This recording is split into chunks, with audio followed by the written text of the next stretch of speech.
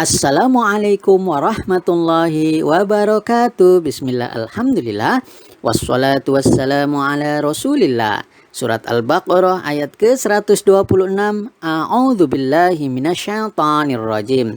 Wa idh qala Ibrahimu rabbi ja'al hadza baladan amina warzuq ahlahu minats tsamarati man amana minhum billahi wal yaumil akhir. Qala wa man kafara fa umatti'uhu qalila thumma attarruhu ila adzabin nari wa bi'sal masir. Dan ingatlah ketika Ibrahim berdoa, "Ya Tuhanku, jadikanlah negeri ini negeri yang aman sentosa dan berikanlah rizki dari buah-buahan kepada penduduknya yang beriman di antara mereka kepada Allah dan hari kemudian."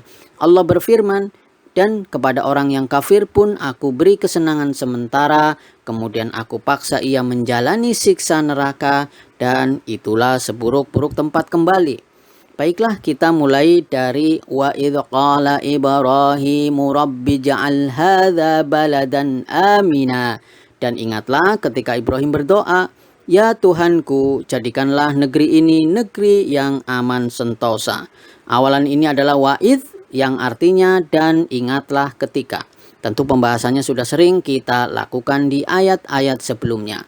Berikutnya adalah qala Ibrahimu. Diterjemahkan, Ibrahim berkata, dalam hal ini Ibrahim berdoa.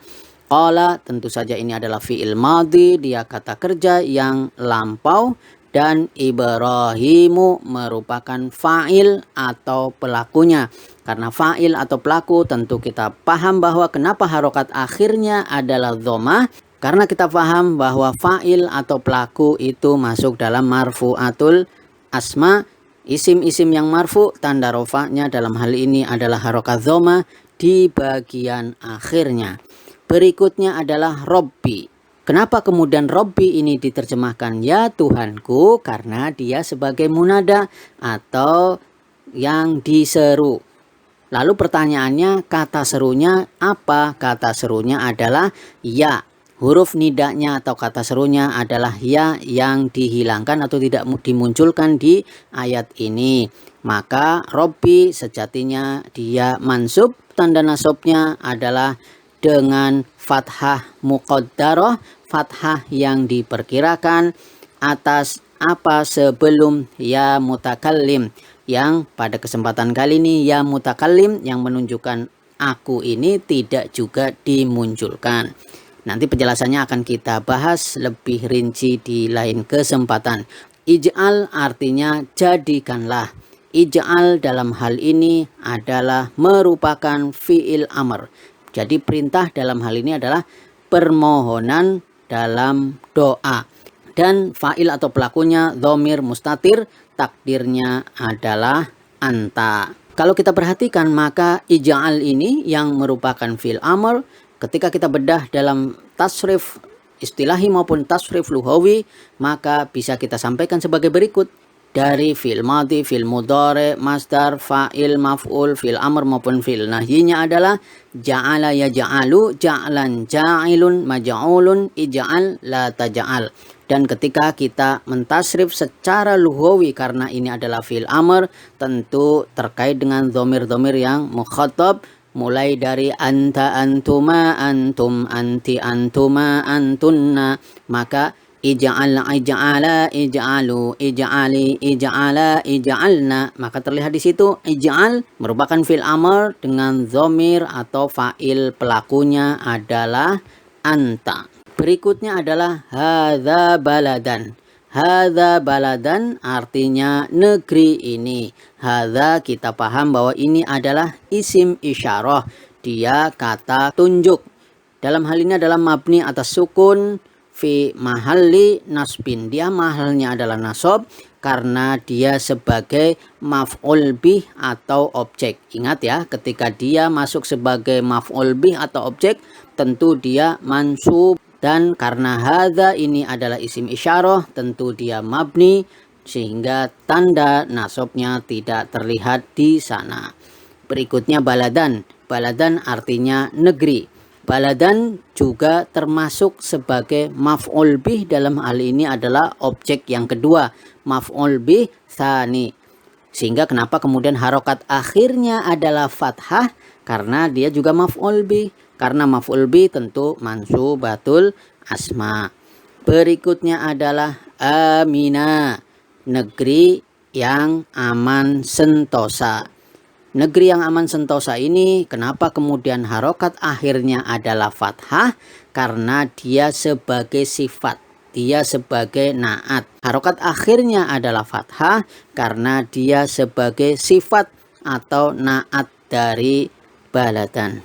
Berikutnya adalah warzuq ahlahu minas samarati, dan berikanlah rizki dari buah-buahan kepada penduduknya.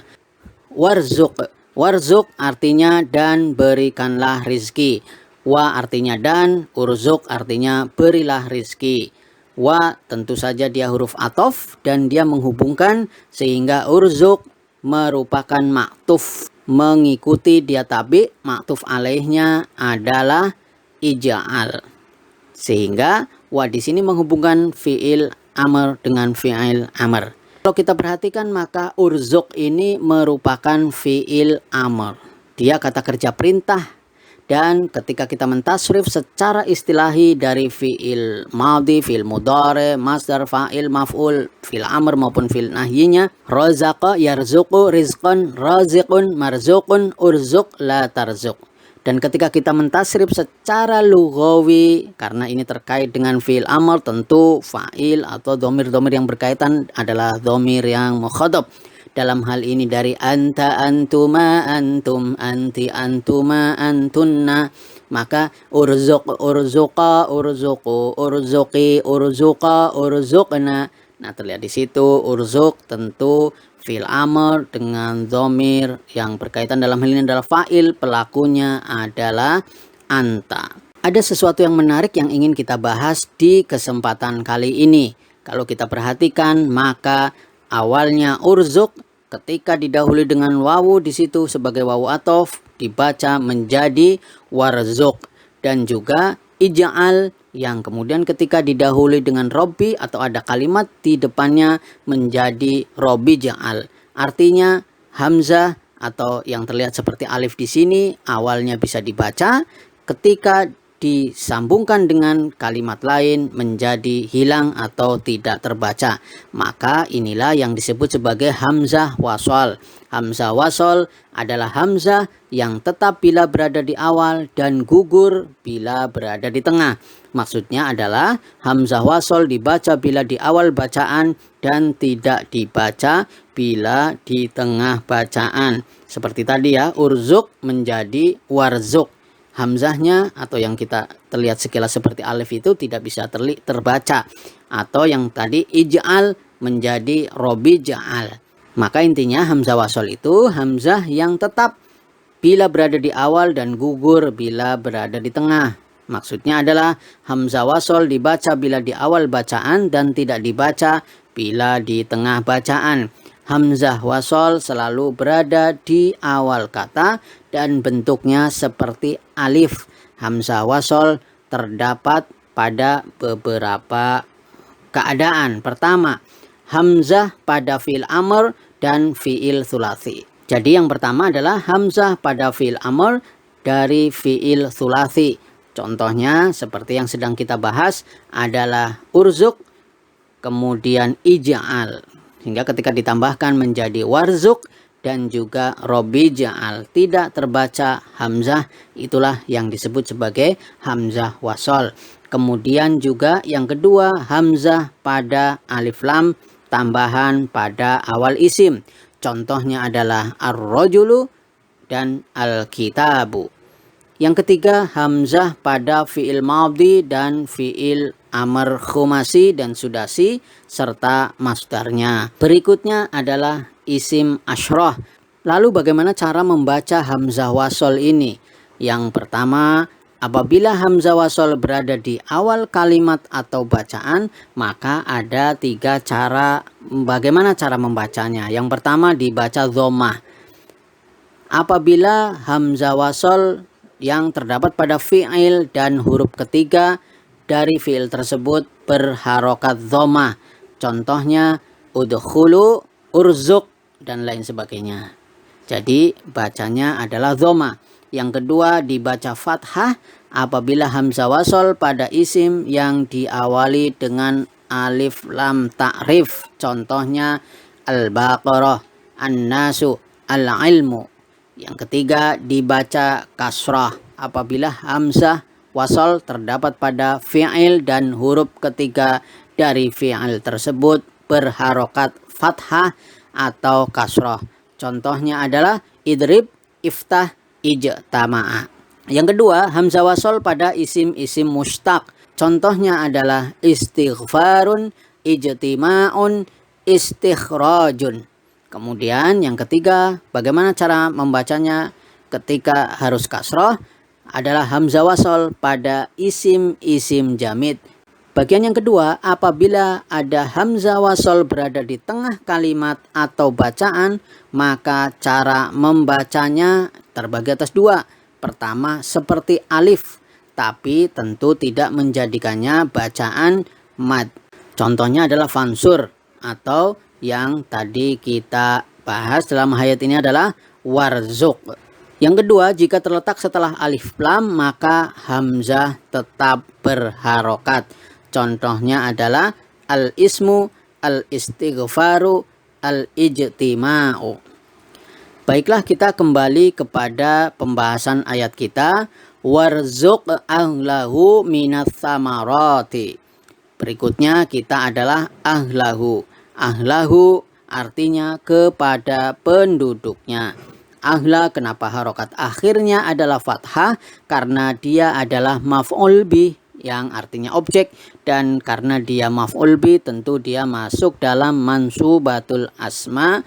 Isim-isim yang mansub tanda nasabnya terlihat di situ harokat fathah di bagian akhirnya, sedangkan alha di situ merupakan dhamir muttasil yang merupakan mudhafun ilaih. Berikutnya adalah minas samarati, dari buah-buahan. Ini adalah susunan jar majrur terdiri dari huruf min yang artinya dari dan as-samarati yang merupakan isim yang majrur karena didahului dengan min. Karena dia adalah isim yang majrur, tanda jarnya adalah harokat kasroh di bagian akhirnya karena dia mengikuti polanya dengan jamak mu'annas salim. Sehingga ketika majrur, tanda jarnya adalah harokat kasroh di bagian akhirnya. Berikutnya adalah kita membahas jumlah man amana minhum billahi wal yaumil akhir, yang beriman di antara mereka kepada Allah dan hari kemudian.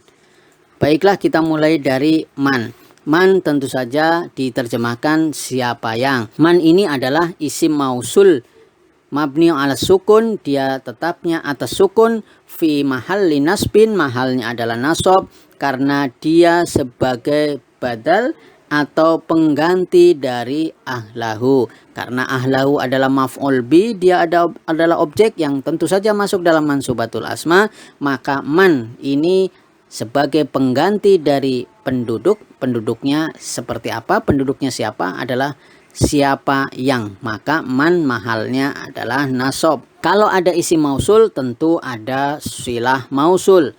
Silah mausulnya adalah amana. Amana yang artinya dia telah beriman merupakan fi'il madhi, dia kata kerja yang lampau. Ketika kita mentasrifnya, kita sudah melakukannya di ayat-ayat sebelumnya. Amana, beriman, merupakan silah mausul yang tentu saja dia la mahalalaha minal i'rab.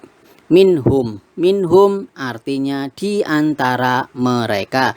Ini adalah susunan jar majrur terdiri dari min yang merupakan huruf jar yang artinya dari atau di antara, dan alha artinya mereka. Ini adalah isim dhamir yang tentu saja dia mahalnya jar karena dia merupakan isim yang majrur karena didahului dengan min, tetapi tentu saja isim dhamir adalah isim yang mabni atau tetap sehingga tanda jarnya tidak terlihat di sana. Minhum, di antara mereka. Ini adalah susunan jar majrur. Tentu dia ta'aluk, dia memiliki keterkaitan dengan hal atau keadaan dari man itu sendiri.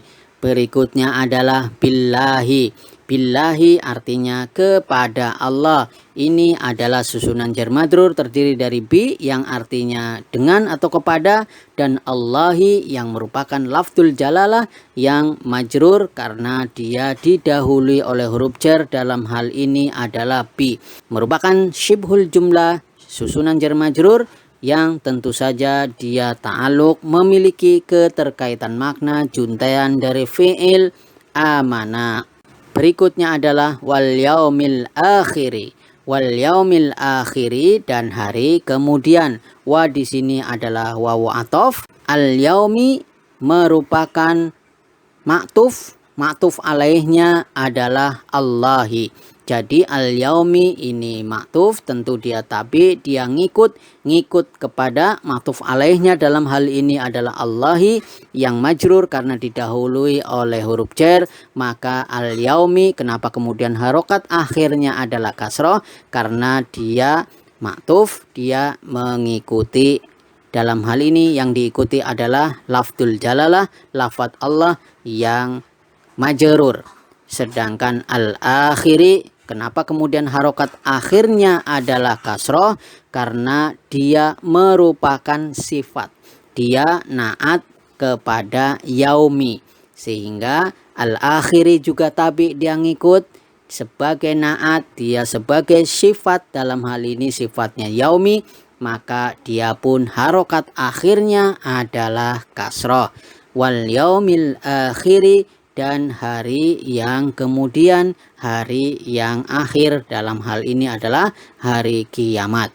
Berikutnya adalah jumlah qala wa man kafara fa umatti'uhu qalila. Tentu qala memiliki makul qaul. Jadi ini adalah fi'il qala dan makul qaul. Fi'il qala, kata kerja qala, dan juga isi dari perkataannya yang kita sebut sebagai makul qaul. Qala, Allah berfirman. Makul qaulnya apa? Perkataannya apa? Wa man kafara fa umatti'uhu qalila.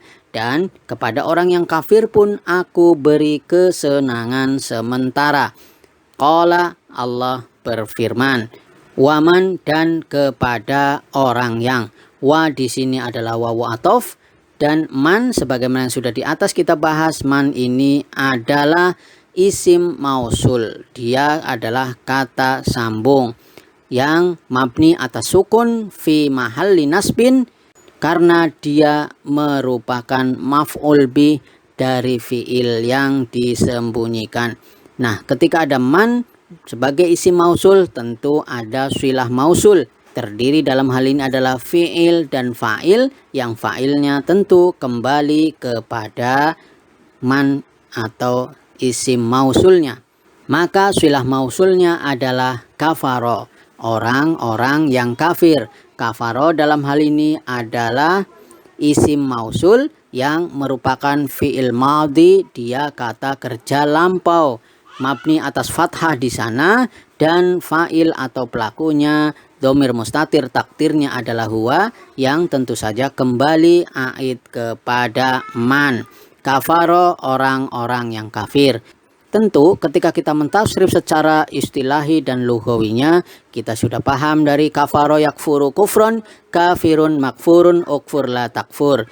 Dan tentu saja kafaro dalam hal ini adalah fi'il madhi, tentu berkaitan dengan fa'il atau pelakunya adalah huwa. Berikutnya adalah fa'umatti'uhu, maka aku beri kesenangannya. Fa di sini adalah fa yang merupakan huruf atof, lalu atau maka. Sedangkan umatti'u merupakan fi'il mudhari, dia kata kerja yang sedang berlangsung atau akan berlangsung.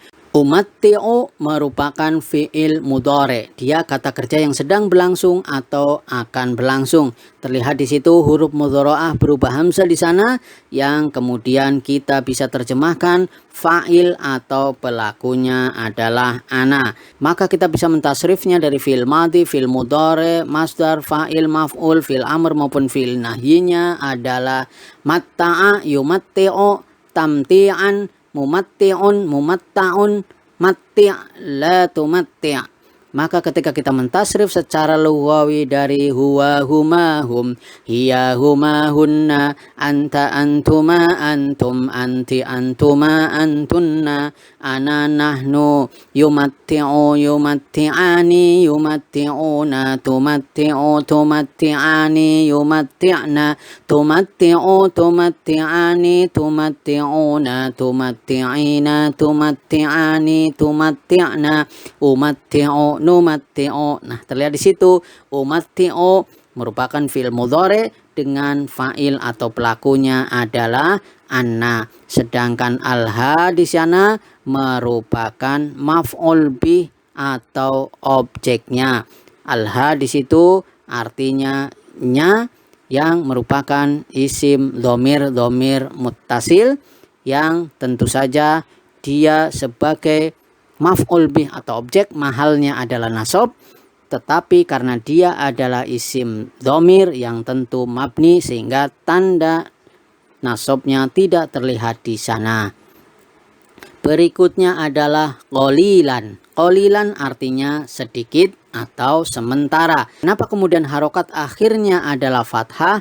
Karena dia sebagai sifatnya dari maf'ul mutlak yang dihilangkan. Maf'ul mutlak tentu saja masuk dalam mansubatul asma, sehingga qalilan yang merupakan sifat dari maf'ul mutlak yang tidak terlihat di sini, maka dia harokat akhirnya adalah fathah karena dia tabi mengikuti maf'ul mutlak yang mansub. Berikutnya adalah thumma adtarruhu ila adzabin nari wa bi'sal masir. Kemudian aku paksa ia menjalani siksa neraka dan itulah seburuk-buruk tempat kembali. Kita mulai dari thumma adtarruhu. Thumma ini artinya kemudian, adtarruhu artinya aku paksa ia. Thumma tentu ini merupakan huruf ataf, sedangkan adtarru merupakan fi'il mudhari. Dia kata kerja yang sedang berlangsung atau akan berlangsung. Terlihat di situ diawali dengan huruf mudhari'ah berubah hamzah di sana, dan tentu saja fa'il atau pelakunya adalah ana atau aku, sedangkan alha di situ merupakan maf'ul bih atau objek. Kalau kita perhatikan maka at-tarru merupakan fi'il mudhari. Dia kata kerja yang sedang berlangsung atau akan berlangsung dengan fa'il atau pelakunya adalah ana. Maka kita bisa mentasrifnya secara istilahi dari ittarra, yattarru, ittiraran, muttirrun, muttarrun, ittarra, la tattarra. Dan ketika kita mentasrif secara lughawi dari huwa huma hum, hiya huma hunna, anta antuma antum, anti antuma antunna, ana nahnu, maka yattarru yattarrani yattarruna, tattarru tattarrani yattarrirna, tattarru tattarrani tattarruna, tattarrina tattarrani tattarrirna, at-tarru nat-tarru. Berikutnya adalah ila azabi, artinya kepada siksa. Ini adalah susunan jar majrur terdiri dari ila yang artinya kepada dan azabi yang artinya siksa. Azabi tentu saja isim yang majrur karena didahului dengan huruf jar dalam hal ini ila, sehingga kenapa harokat akhirnya adalah kasroh dibaca azabi. Sekali lagi karena dia adalah isim yang majrur dan tanda jarnya adalah harokat kasroh di bagian akhirnya. Ila azabi, susunan syibhul jumlah dalam hal ini adalah susunan jar majrur. Dia ta'aluk, dia memiliki keterkaitan makna dengan fi'ilnya. Dalam hal ini adalah ittarru. Berikutnya adalah adzabin nar. Adzabin nar adalah merupakan susunan idhofah atau frase. Adzabi merupakan mudhof, an-nari merupakan mudhofun ilaih. Dipaksa menjalani siksa. Siksa apa? Siksa neraka. Wabi'sa. Wabi'sa artinya dan seburuk-buruk. Wawu di sini adalah wawu istiqnafiyah. Dia adalah wawu yang menunjukkan sebuah awalan kalimat yang baru. Sedangkan bi'sa ini adalah fi'il madhi jamid. Dia kata kerja lampau yang jamid, dalam hal ini memiliki makna sebagai fi'il untuk mencela. Kalau kita perhatikan, fi'il jamid adalah kalimat fi'il yang hanya mempunyai satu bentuk sighah, baik hanya berbentuk fi'il madhi saja atau hanya berbentuk fi'il amr saja. Fi'il memuji dan mencela seperti ni'mah dan bi'sa adalah contoh fi'il jamid yang hanya punya bentuk sighah fi'il madhi saja. Kita juga sudah menjelaskan di Quran surat Al-Baqarah ayat 90 dan juga Quran surat Al-Baqarah ayat 113 terkait masalah nikmah dan bi'sa ini. Jadi nikmah dan bi'sa adalah kata kerja yang menunjukkan makna pujian, fi'lul madhi, dan juga makna celaan, fi'lul dhammi secara umum. Keduanya berupa fi'il madhi yang jamid menepati zaman madhi dan tentu saja memiliki fa'il atau subjek. Akan tetapi kedua fi'il ini tidak ada penunjukan zaman setelah keduanya berikut fa'ilnya dijadikan kalimat berupa jumlah insya ghairu thalabi, kalimat yang di dalamnya tidak menghendaki suatu permintaan. Al-masiru artinya tempat kembali. Masiru, kenapa kemudian harokat akhirnya adalah dhamma? Karena dia sebagai fa'ilnya bi'sa yang pada saat yang sama dia didahului dengan alif lam sehingga mabni atas dhammi, mabni atas dhammah di sana. Maka secara sekilas kita bisa sampaikan wa bi'sal masir, seburuk-buruk tempat kembali. Maka bi'sa adalah fi'lul dhammi, adalah fi'il untuk mencela, sedangkan al-masir merupakan fa'il yang di situ ada alif lamnya sehingga mabni atas dhammah di sana. Sedangkan sesuatu tempat dalam hal ini yang dicela atau makhsusus bidzami ini memang tidak terlihat, tidak dimunculkan di sana, yang takdirnya kita bisa perkirakan seburuk-buruk tempat kembali dalam hal ini adalah an-nar atau neraka. Baiklah, secara singkat bisa kita terjemahkan wa idz qala Ibrahimu rabbi ja'al hadza baladan amina, dan ingatlah ketika Ibrahim berdoa, ya Tuhanku, jadikanlah negeri ini negeri yang aman sentosa, warzuq ahlahu minas samarati, dan berikanlah rizki dari buah-buahan kepada penduduknya. Penduduknya seperti apa? Man amana minhum billahi wal yaumil akhir, yang beriman di antara mereka kepada Allah dan hari kemudian. Qala wa man kafara fa umatti'uhu qalila. Allah berfirman, dan kepada orang yang kafir pun aku beri kesenangan sementara. Thumma attarruhu ila adzabin nari wa bi'sal masir. Kemudian aku paksa ia menjalani siksa neraka, dan itulah seburuk-buruk tempat kembali. Demikian yang bisa disampaikan. Semoga Allah memberikan rahmatnya kepada kita semuanya. Subhanakallahumma wa bihamdika asyhadu an la ilaha illa anta wastaghfiruka wa atubu ilaik. Wassalamualaikum warahmatullahi wabarakatuh.